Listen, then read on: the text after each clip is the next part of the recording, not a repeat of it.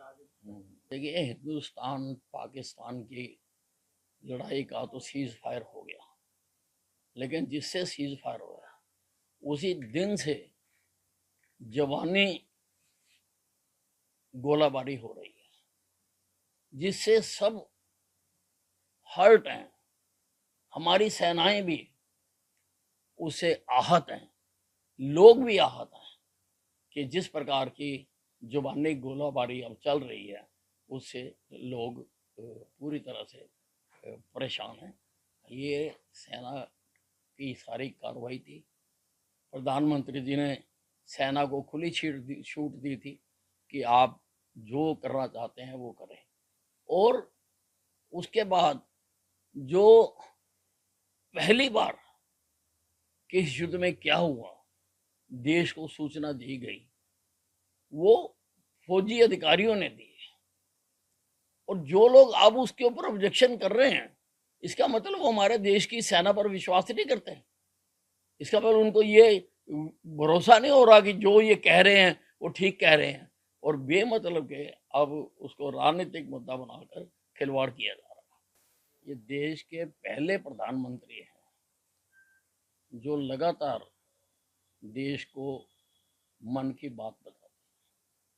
वो दरअसल मोदी जी के ही मन की बात नहीं होती है, वो लोगों के मन की बात होती है।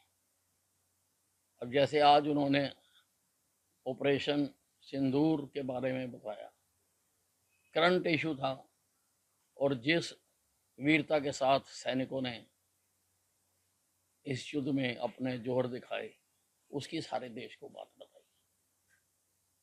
उसी प्रकार से देश में जो नक्सलाइट मूवमेंट है उसके बारे में भी उन्होंने बात की। पर्यावरण की रक्षा के लिए जो शेरों का संख्या बढ़ती जा रही है वो भी उन्होंने जिक्र किया। और जो ड्रोन दीदी है जिसके माध्यम से बहुत सारी महिलाएं लाभान्वित हुई हैं, उनको लाभ मिला है, उसका भी उन्होंने जिक्र किया। इस प्रकार से सभी जो इम्पोर्टेंट विषय होते हैं, जैसे शहद कहीं बनाया जा रहा है तो उसका उन्होंने जिक्र किया। ये सब बातों के जिक्र करने का मतलब ये होता है कि देश के अन्य अन्य क्षेत्रों में भी लोग इससे प्रेरित होकर ऐसे प्रयोग करें, ऐसे काम करें अपने अपने क्षेत्र में, ताकि हिंदुस्तान पूरी तरह से विकसित हो सके। यही उनका मकसद होता है। इसमें अर्थव्यवस्था में चौथे नंबर पर आ गया। ये बहुत बड़ी उपलब्धि है देश के नेताओं की, देश के लोगों की, देश के कारोबारियों की। ये बहुत बड़ी उपलब्धि है और जल्दी ही अगले कदम पर भी भारत जाएगा। ये कोई खबर भी नहीं है, क्योंकि पहले भी आम आदमी पार्टी के कई नेता दिल्ली में भ्रष्टाचार के केसेस में अंदर हुए हैं। उनकी पार्टी के सर्वोच्च नेता के ऊपर भी आरोप है, वो भी जमानत पर चल रहे हैं।